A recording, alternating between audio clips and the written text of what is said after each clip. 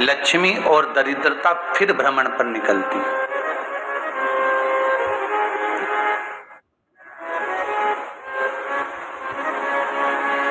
शिव भ्रमण कर कर जब वापिस आ जाते हैं, हिंदू धर्म में पीपल के वृक्ष की जो गणना वराह पुराण में करी गई है, 4 बजे से 7 बजे तक शिव के भ्रमण का समय बताया है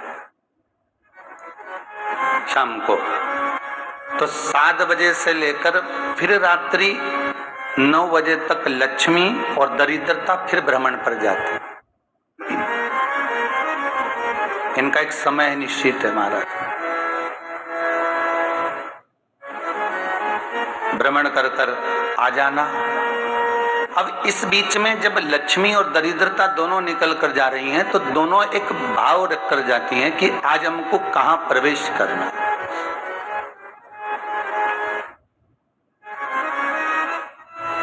आज हमें किस जगह पर प्रवेश करना है, आज हमें कहां पहुंचना है, आज हमें किस जगह जाना है। और जिस नगर में जिस मार्ग से लक्ष्मी और दरिद्रता निकल कर जाती है, ये दोनों का जब निकलना होता है, इनको स्थान दिया गया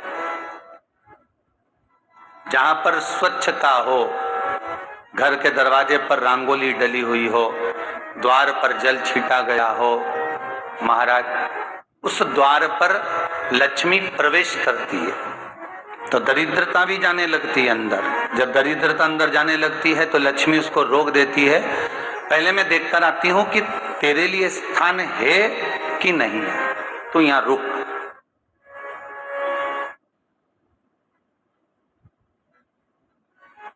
कुछ देर तक दरिद्रता बाहर खड़ी रहती है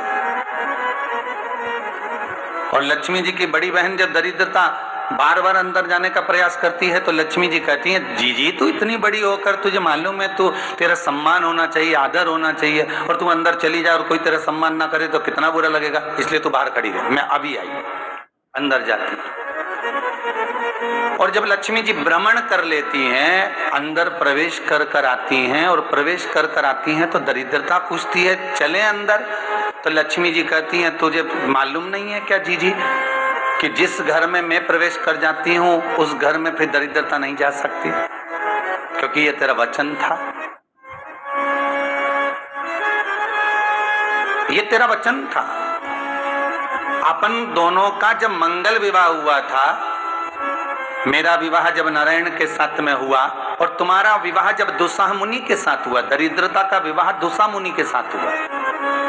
जब अपना दोनों का विवाह हुआ था तो अपन दोनों ने एक वादा करा था कि जिस घर में लक्ष्मी प्रवेश कर जाएगी उस दिन फिर दरिद्रता नहीं जाएगी, और जिस घर में दरिद्रता प्रवेश कर जाएगी उस घर में फिर लक्ष्मी नहीं जाएगी।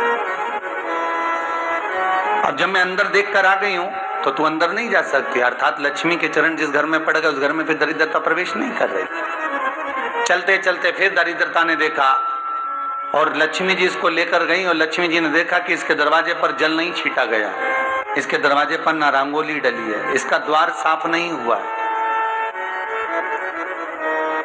इसके द्वार पर दीप नहीं है, इसके द्वार पर कलश नहीं है, इसके दरवाजे पर ढेर सारा कचरा पड़ा हुआ है, कोई स्वान कोई कुत्ता गंदगी भी कर कर चला गया है, कहीं बिल्ली ने गंदगी कर रखी है, कहीं जीवों ने कुछ गंदा गिरा रखा है। तो फिर लक्ष्मी जी कहती है, जी अब मैं होकर आ गई थी ना, अब तू जा, तू होकर आ। और दरिद्रता प्रवेश करती है तो अंदर जाकर क्या देखती है दरिद्रता कि इतनी सवेरे से मैं घूमने इनके दरवाजे पर आई और ये तो सब चादर तान के चकाचक गुर्राटा भर भर कर सो रहे हैं। तो दरिद्रता कह देती है, तुम्हारा भाग्य ही बेकार है, तुम्हें क्या करूं, तुम ऐसे ही सोते रहो। और दरिद्रता गुस्से में बाहर निकल कर आती है, लक्ष्मी से कहती है, लक्ष्मी तू इसके घर में जाना ही मत ही। तो दरिद्रता को कहती है, जी तेरी बात नहीं मानूंगी क्या मैं? लक्ष्मी जी बोली, मैं तेरी बात नहीं मानूंगी, बिल्कुल नहीं जाऊंगी इसके घर में, तू चिंता मत कर, चल आगे चले। फिर आगे बढ़े। ये लक्ष्मी और दरिद्रता का प्रवेश। आपके घर का द्वार, आपके घर का दरवाजा। फिर निवेदन करूंगा एक बहुत सुंदर बात, हमें महाराष्ट्र से सीखना चाहिए, हमें साउथ से सीखना चाहिए, दक्षिण से।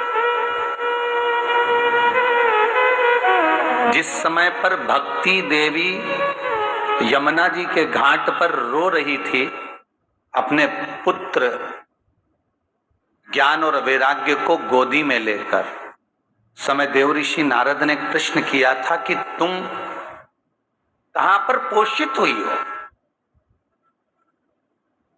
तुम्हें ऊर्जा कहां से प्राप्त हुई?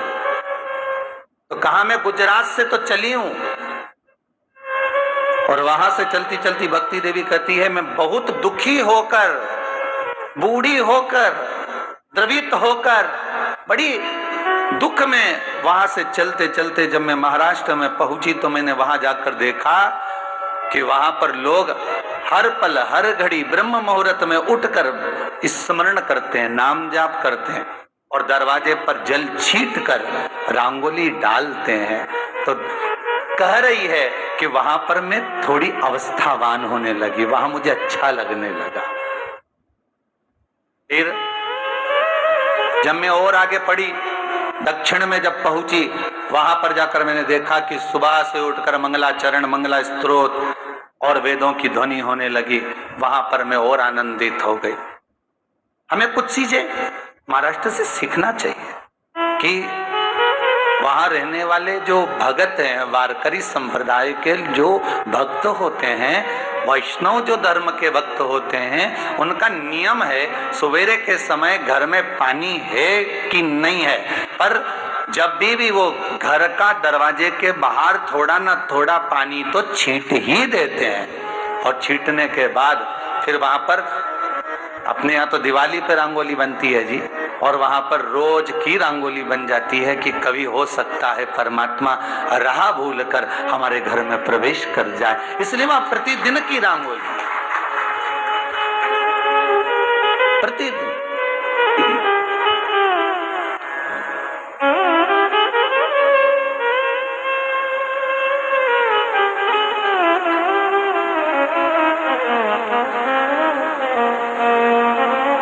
हमें सीखना चाहिए थोड़ा सा।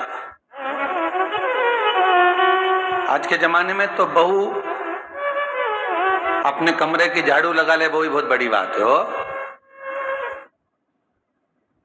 खड़ी खड़ी बहू ये देखती रहेगी कि नौकरानी सही से झाड़ू लगा रही, वहां से लगा के लाओ, इधर से हेड़ के ले जाओ, वहां से कचरा सोरो, वहां से पोछा लगाओ।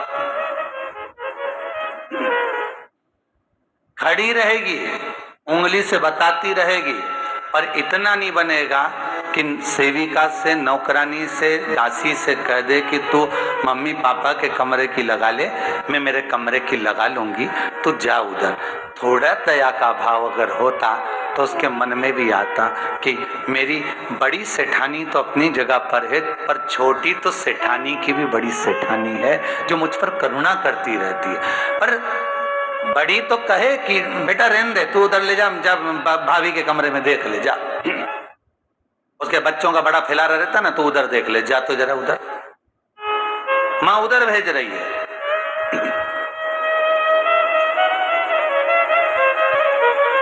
थोड़ा सेवा का भाव हमारे भीतर। और एक निवेदन तो हमेशा करा है और आज भी करता हूं, पूरे घर की सफाई करवाओ, पूरे घर में तुम पोछा झाड़ू जो चाहे करवाओ, मना नहीं है। पर एक निवेदन है, रसोई घर के अंदर बहू और बेटी ही जाकर भोजन बनाए तो अन्नपूर्णा सदा कृपा करती है महाराज। बहू और बेटी।